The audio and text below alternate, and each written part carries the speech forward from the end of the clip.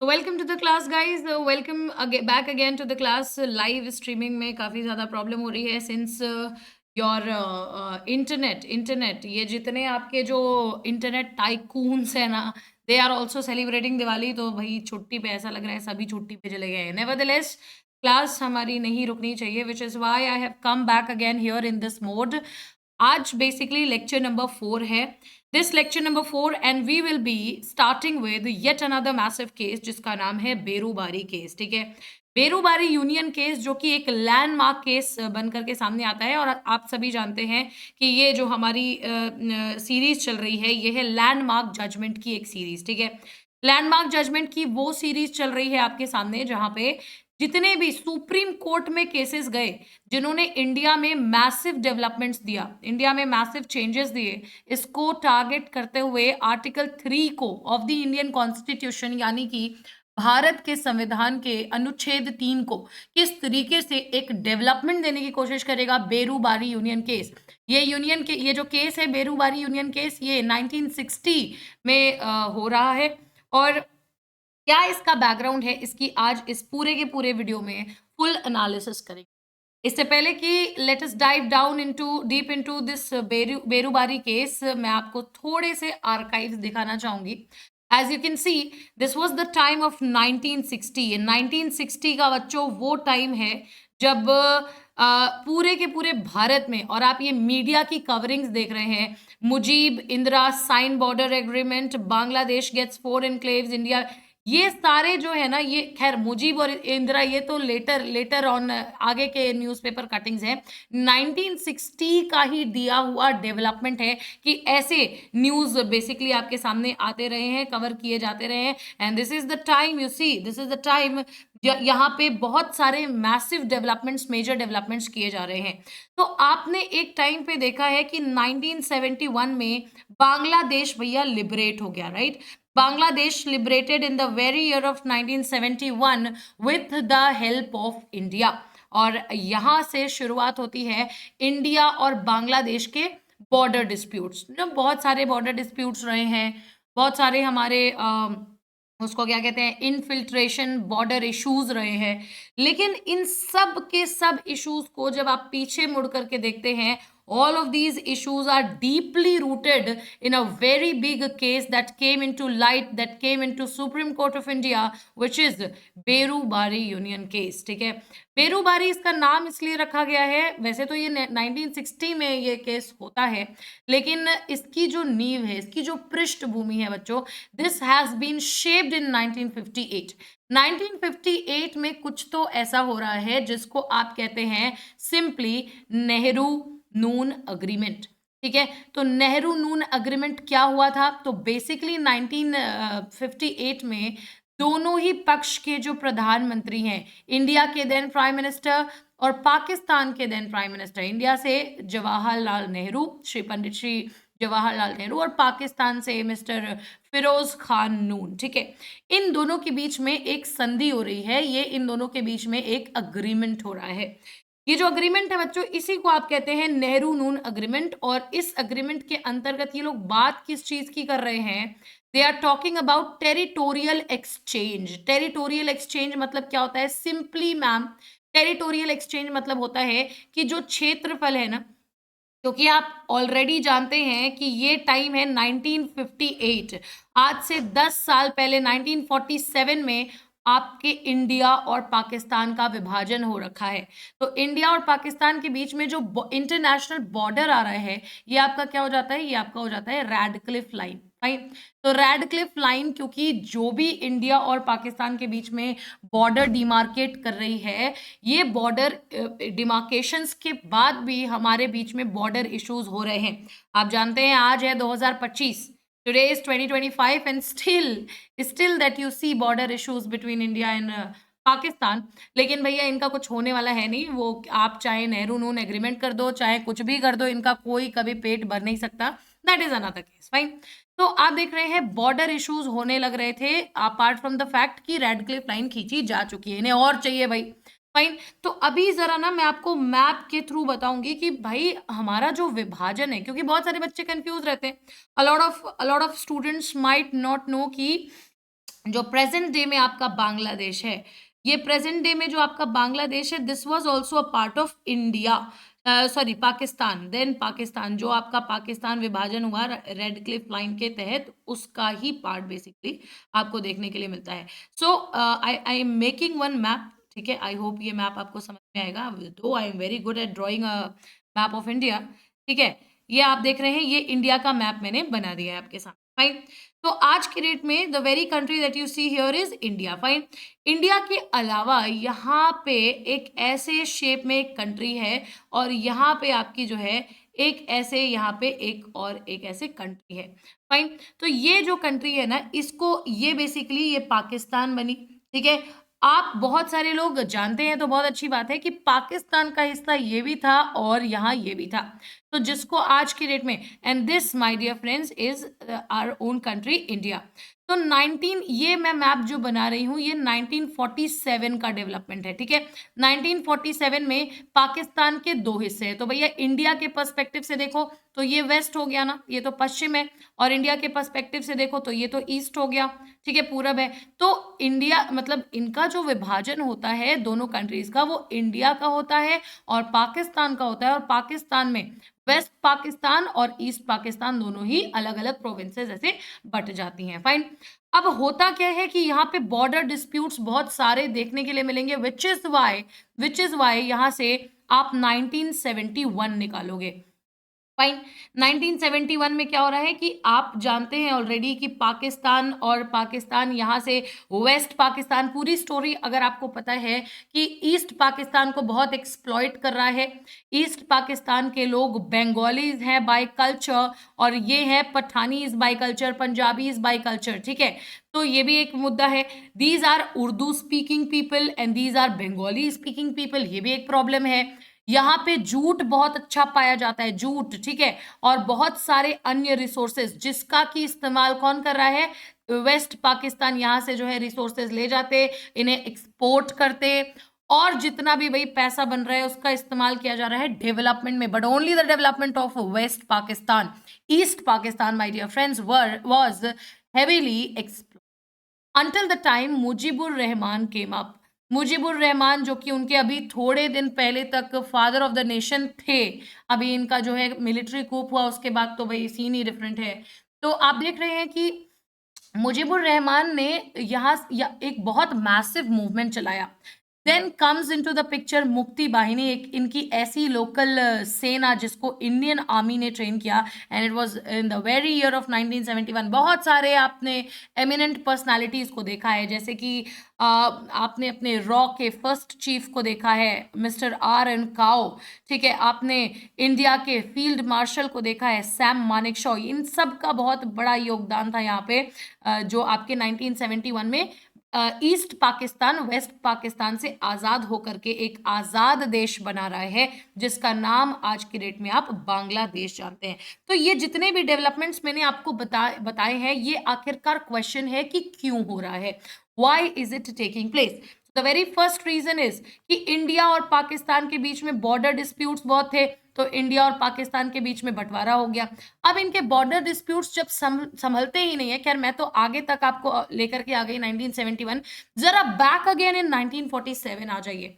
ये टाइम था red Cliff line खींची जा चुकी है, फिर भी ये खुश नहीं है, इन्हें और चाहिए। तो 1958 में एक और एग्रीमेंट होता है, नेहरू नून अग्रीमेंट, ठीक है।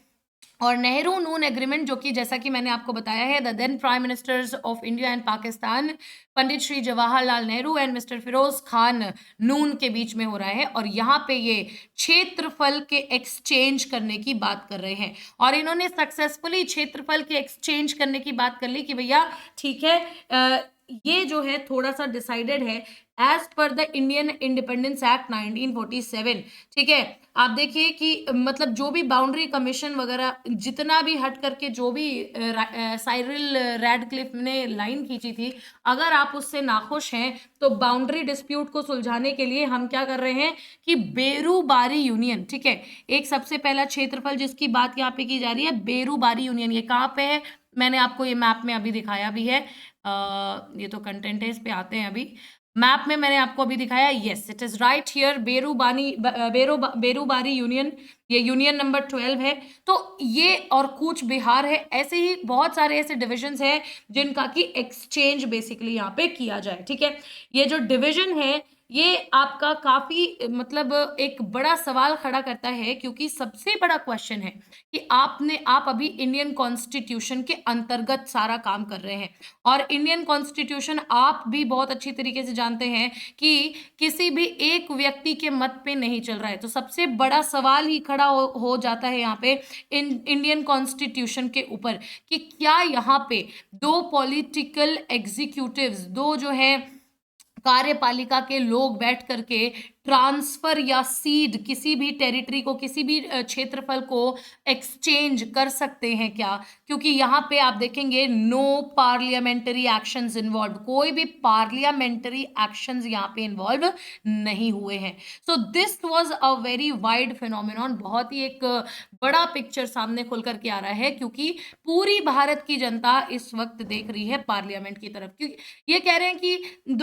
दो सबसे बड़े लीगल इश्यूज यहाँ पे इन्वॉल्व होते हैं। वो एक इशू तो है आपका आर्टिकल नंबर 3, जो कि आर्टिकल नंबर 3 आप जानते हैं नए जो स्टेट्स बनेंगे, अभी मैं आपको बहुत डिटेल में बताऊंगी आर्टिकल 3 क्या है। जो नए स्टेट्स आपके बनेंगे या फिर जो भी एग्जिस्टिंग स्टेट्स हैं उनका जो अल्टरेशन आप कर रहे हैं, अल्टरेशन, थोड़ा स्पेलिंग देख लेना तुम लोग, अल्टरेशन ऑफ बाउंड्रीज कर रहे हैं आप, है ना। तो ऐसे केसेस में it's very important to understand, या फिर अगर आप एग्जिस्टिंग स्टेट्स के नेम चेंज कर रहे हैं तो ये सब कहाँ आ रहा है, ये सबका रिकॉर्ड कीपिंग है आर्टिकल 3 में। और दूसरा सबसे बड़ा आर्टिकल जो कि चर्चे में आया वो है आर्टिकल 368, ठीक है। Article 368 also raised a lot of questions, क्योंकि आर्टिकल 368 आप अच्छी तरीके से जानते हैं क्या बोलता है। इट सेज कि अगर किसी भी तरीके का ऐसा मैसिव डेवलपमेंट आपको करना है तो किसके पास पावर है? पार्लियामेंट के पास पावर है। Without parliament you have no power, without parliament you have no say. आप पार्लियामेंट के पावर के बिना कोई भी पॉलिटिकल एग्जीक्यूटिव ऐसे उठ करके आके ऐसे टेरिटोरियल एक्सचेंज नहीं कर सकता है। सो इसी की वजह से मैं आपको ये दोनों जो आर्टिकल्स हैं ये बहुत ही अच्छी तरीके से एक्सप्लेन करूंगी। सबसे पहले देख लेते हैं आर्टिकल 368 क्या कहता है, बहुत ही आराम से इसको देखेंगे and I would like you all to make notes out of it, ठीक है। इसका नोट भी बनाते हुए चलेंगे साथ में। तो देखिए आपका आर्टिकल 368 कहता है, किसके बारे में बात करता है? पावर ऑफ पार्लियामेंट, ठीक है। यानी कि आपके पार्लियामेंट के पास एक पावर है, इसके पास एक शक्ति दी गई है। कैसी शक्ति दी गई है? To amend the constitution. इसको जो आपके भारत का संविधान है उसमें अगर कोई भी संशोधन करना है तो पावर किसके पास है? पार्लियामेंट के पास है, ठीक है। ये आर्टिकल 368 पार्लियामेंट को अलाउ करता है क्या करने के लिए? संविधान में किसी भी चीज का अगर एडिशन किया जाना है तो वो कर लो, ठीक है। किसी भी चीज को अगर बदला जाना है, हेरा फेरी उसमें करनी है, ऊपर नीचे कुछ जोड़ना घटाना है, वो कर लो। संविधान में आप किसी भी चीज को अगर वो काम नहीं कर रही है या एफिशिएंट नहीं है तो उसको रिपील यानी कि उसको रिमूव करना चाहते हैं ओरिजिनल कॉन्स्टिट्यूशन से, तो वो इन तीनों की जिम्मेदारी, इन तीनों का पावर किसी भी कॉन्स्टिट्यूशनल प्रोविजन यानी किसी भी संवैधानिक प्रावधान को इस तरीके से चेंज करने का पावर किसके पास दिया गया है? पार्लियामेंट के पास दिया गया है, ठीक है। और ये पार्लियामेंट करेगी कैसे, हाउ, ये भी बताया गया है, ठीक है। तो पार्लियामेंट के लिए स्टेप नंबर 1 दिया गया है कि आपको बिल पास करना होगा, और ये बिल पास कहाँ से होगा? ये बिल पास बोथ हाउसेस से होना चाहिए, और दोनों ही हाउसेस से आप मेक श्योर करेंगे कि ये स्पेशल मेजॉरिटी में ये बिल पास हो। आप जानते हैं मेजॉरिटी अलग अलग तरीके की होती है। स्पेशल मेजॉरिटी से अगर ये बिल दोनों ही हाउस से पास हो जाती है और उसके बाद इसका जो है आपके प्रेसिडेंट एसेंट कर देते हैं, अगर एसेंटेड बाय प्रेसिडेंट यानी कि स्वीकार कर लेता है अगर राष्ट्रपति, तब जाकर के आप एक चेंज कर सकते हैं कॉन्स्टिट्यूशन के अंदर। इस प्रोसेस को फॉलो करके आप संविधान के अंदर चेंज कर सकते हैं, लेकिन कर कौन सकता है? केवल और केवल आपकी पार्लियामेंट कर सकती है, ठीक है। तो यहाँ पे जो मैंने क्वेश्चन आपके सामने रेज किया था कि दो पॉलिटिकल एग्जीक्यूटिव बैठ रहे हैं ना, नेहरू बैठ रहे हैं और नून बैठ रहे हैं। इन्होंने आपस में ही डिसाइड कर लिया नेहरू नून एग्रीमेंट में कि भैया हाँ, कूच बिहार भी दे देंगे, बेरूबारी भी दे देंगे, सब दे ही दो इनको, है ना। तो ये जो 1958 में ये एग्रीमेंट हो रहा है, ये आर्टिकल 368 के तहत तो बिल्कुल भी जायज नहीं है। फाइन। यही नहीं, अभी आपको थोड़ा सा और सुनना पड़ेगा। आर्टिकल 3 क्या कहता है, ठीक है। मैं आपको पहले आर्टिकल्स बता देती हूँ ताकि जब हम डिस्कशन में घुसे ना तो आपको सारी चीजें बहुत अच्छी तरीके से समझ में आए, ठीक है। नाउ आर्टिकल 3 की अगर बात करें तो आप अच्छी तरीके से जानते हैं दो तीन चीजें हैं। First of all is article 3 deals with formation, यानी कि अगर आपको नए स्टेट्स फॉर्म करने हैं, it deals with formation of new states. Fine.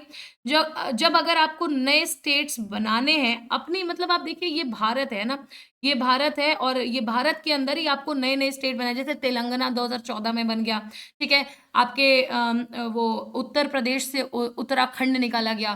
तो नए स्टेट्स ऐसे आपको बनाने हैं, तो वो नए स्टेट्स, ठीक है, या फिर ऑलरेडी जो आपके स्टेट्स बने हुए हैं उनकी बाउंड्रीज में कुछ फेर बदल करना है, ऑल्टरेशन ऑफ बाउंड्रीज, ठीक है। या फिर एक आजकल जो नया यूपी में जो ट्रेंड चला है ना, खैर वो यूपी के स्तर से तो बात अलग है, लेकिन हम यहाँ पे राज्य की बात कर रहे हैं कि अगर आपको किसी एग्जिस्टिंग स्टेट का नाम बदलना है, जैसे फॉर एग्जांपल उत्तर प्रदेश है, उत्तर प्रदेश में उत्तर प्रदेश का अगर नाम, आपको नाम चेंज करना है, तो ये जो है ये तीनों की तीनों चीजें कौन डील करता है, article 3।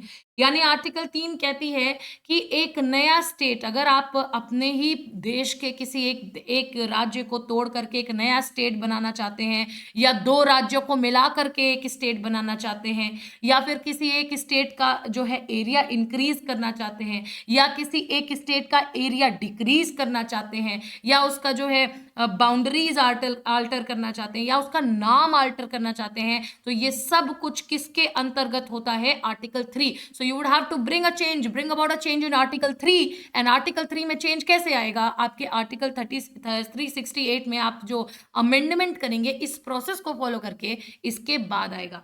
There is one more article जिसके मदद से आप इस पूरे के पूरे केस को लाइक अ प्रो समझ सकते हैं, और ये एक और आर्टिकल मैं आपको समझाना चाहूंगी, विच इज आर्टिकल 143, ठीक है।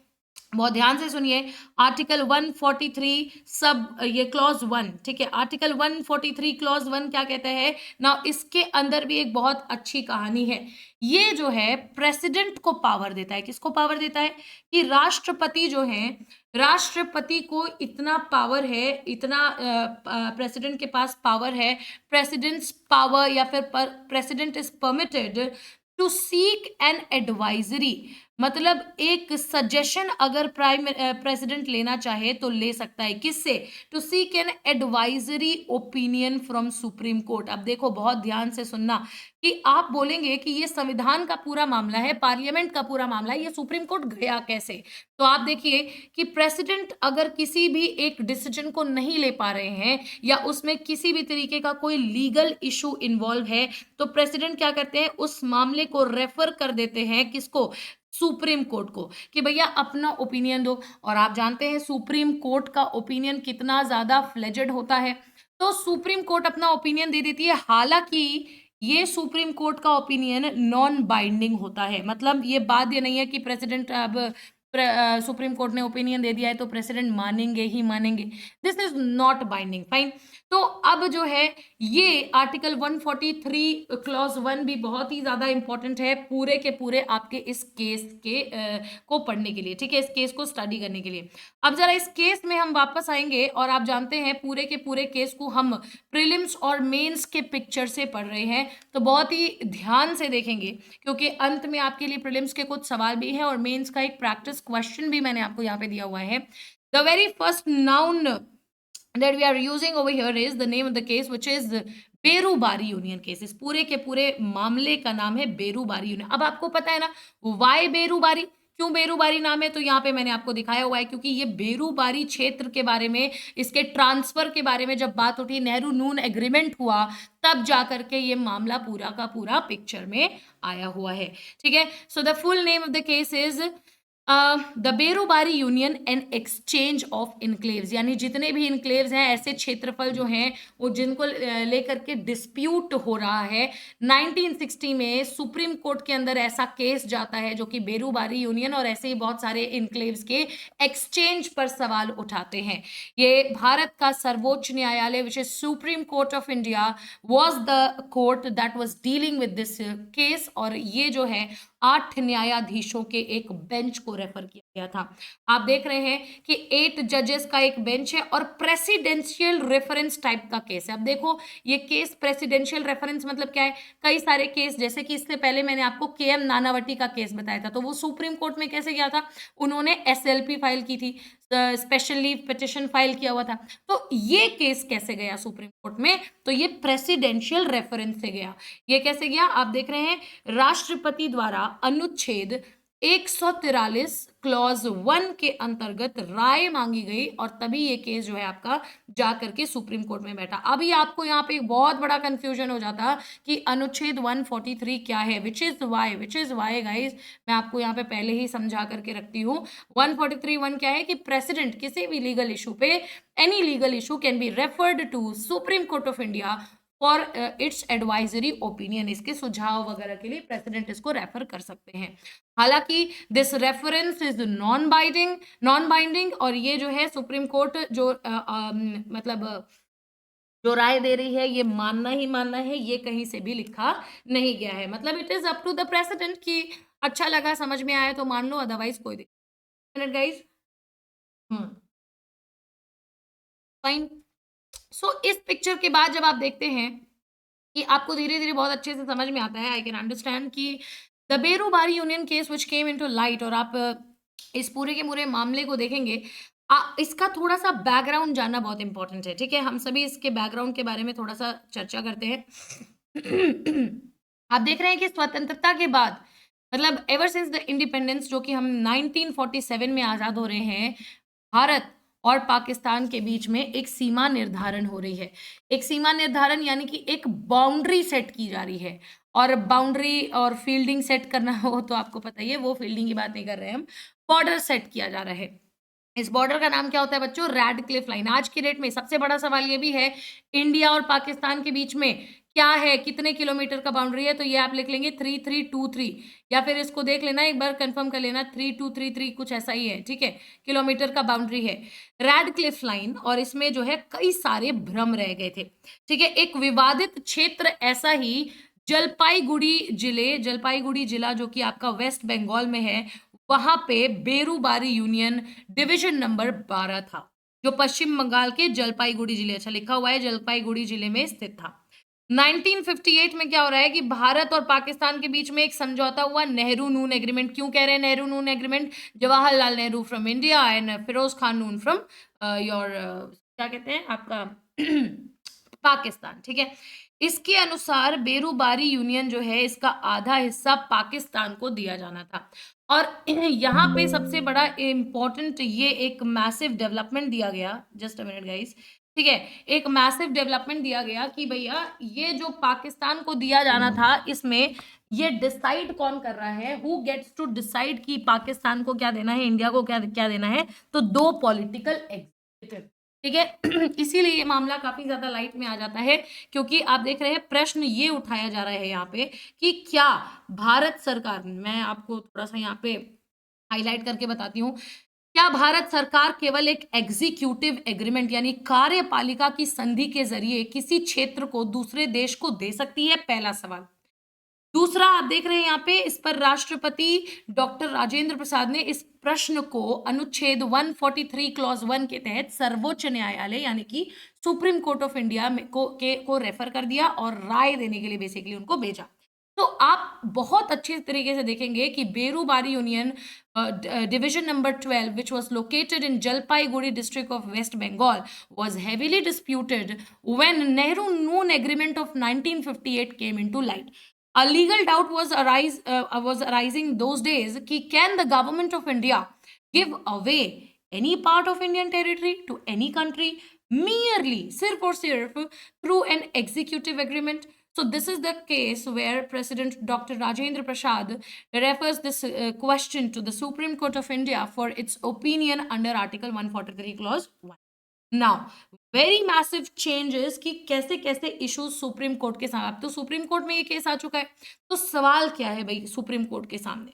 सवाल ये है कि क्या भारत सरकार अपने अधिकार क्षेत्र का कोई भाग किसी अन्य देश को बिना संविधान संशोधन के दे सकती है? Whether the government of India can cede transfer territory to another country by executive action alone?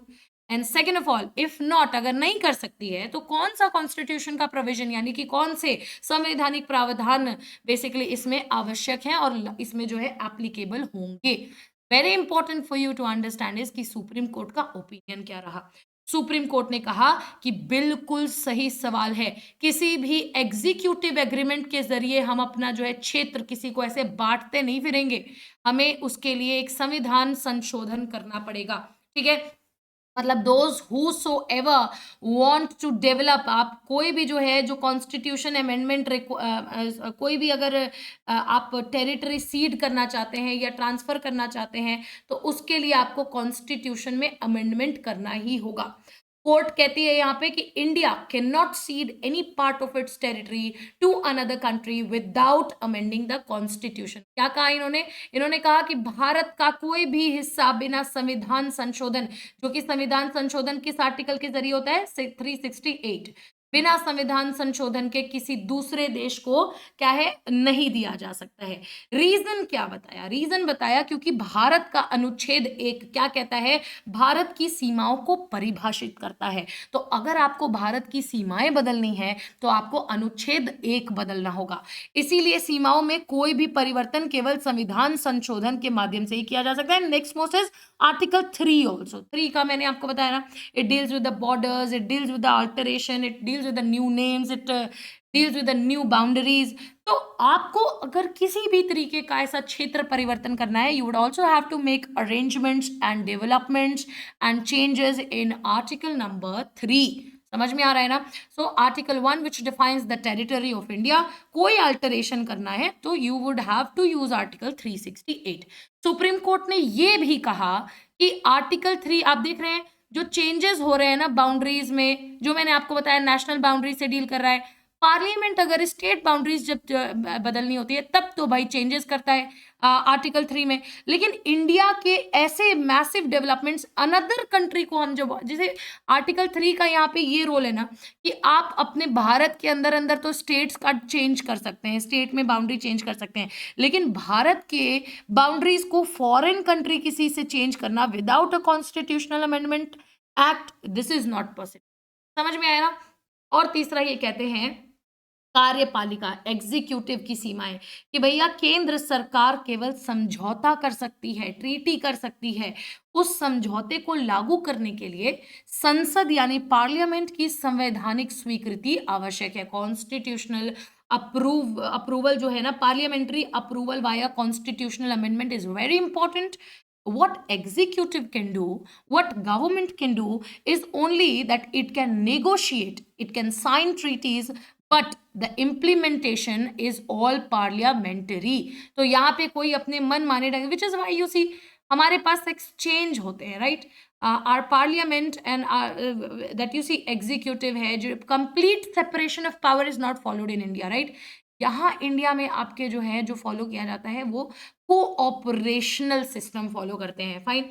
And इस माध्यम से आउटकम ये निकल करके आता है कि इस निर्णय के बाद सरकार ने पारित किया संविधान का 9वां संशोधन अधिनियम 1960 में, 9th constitutional amendment act 1960 after Berubari Union case and exchange of enclaves which allowed for the transfer of this place। मतलब ये जो यहाँ पे बेरूबारी को ट्रांसफर करने की बात की गई थी नेहरू क्या कहते हैं उसको, नेहरू नून एग्रीमेंट में, उसको यहाँ पे अंजाम दिया गया इस कॉन्स्टिट्यूशन अमेंडमेंट एक्ट के तहत।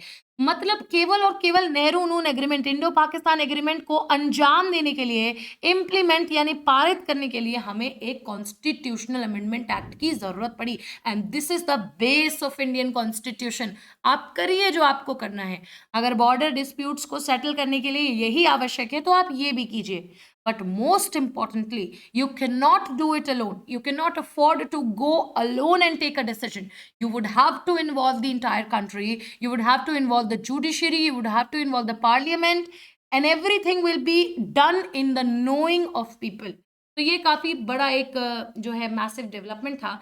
पॉइंट्स रखे गए, ये 4 पॉइंट्स बहुत इंपॉर्टेंट है इस केस के, कि टेरिटोरियल इंटीग्रिटी यानी कि क्षेत्रफल का जो समागन है।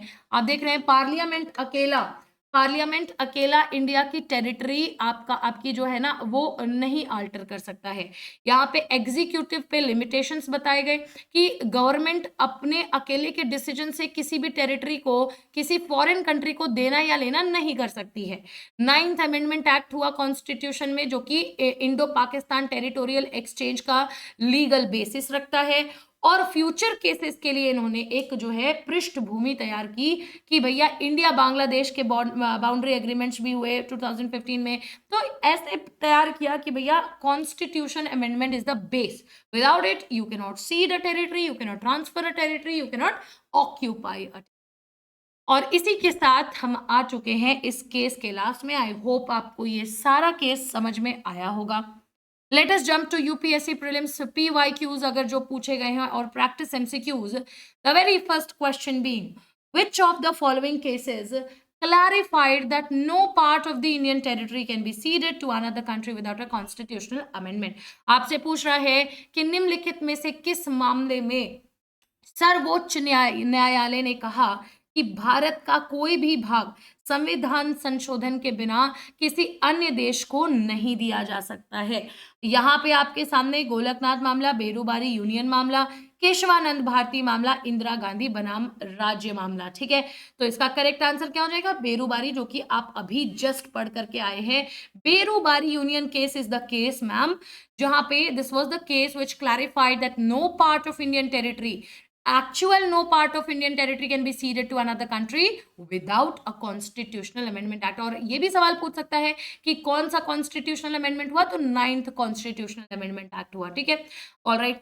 Next question is okay fine, ये पूछ ही दिया यहाँ पे आपसे। The 9th constitutional amendment act 1960 was related to Panchayati Raj, transfer of Berubari Union, anti defection law या अबॉलिशन ऑफ प्रिवी पर्सेस। ये कह रहा है कि संविधान का नवा संशोधन अधिनियम 1960 किससे संबंधित था? पंचायत राज व्यवस्था, बेरोबारी यूनियन और पाकिस्तान के 7 क्षेत्रों का आदान प्रदान, दल बदल विरोधी कानून या प्रिवी पर्स का उन्मूलन। तो यहाँ पे करेक्ट आंसर क्या है? अगेन बेरूबारी यूनियन और पाकिस्तान के 7 क्षेत्रों का आदान प्रदान। ये जो है ये आपका करेक्ट आंसर हो जाता है। और इसी के साथ आपके लिए आपके सामने स्क्रीन पे एक मेंस का यूपीएससी मेंस प्रैक्टिस क्वेश्चन है, जो कि GS paper 2 150 words, very valid question. Discuss the significance of Berubari Union Case 1960 in defining the constitutional procedure for altering the territory of India. How did this judgment influence the 9th Constitutional Amendment Act 1960? कह रहा है कि Berubari union मामला 1960 ने भारत के क्षेत्रीय अखंडता और संविधान संशोधन प्रक्रिया को किस प्रकार परिभाषित किया है। इसको बेसिकली इस निर्णय का 9वें संविधान संशोधन अधिनियम 1960 पर क्या प्रभाव पड़ा, ये आपको 150 वर्ड्स में डिस्कस करना है। ये आप जो है 150 वर्ड्स में इसको डिस्कस करके आंसर लिखें।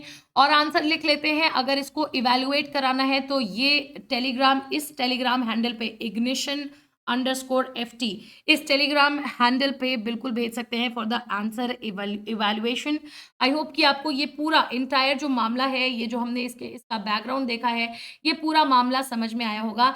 And this is how Berubari union case change, brought about a massive development in the Indian constitution, and it put forward a base for the further changes, exchanges of territories of in India with some other foreign country. और अगर कभी भी future में ऐसे exchange of territories होते हैं तो क्या किया जाना चाहिए, इसके ऊपर एक लैंडमार्क जजमेंट यहाँ पे दिया गया था. Thank you so very much for being here in this with us in this live session.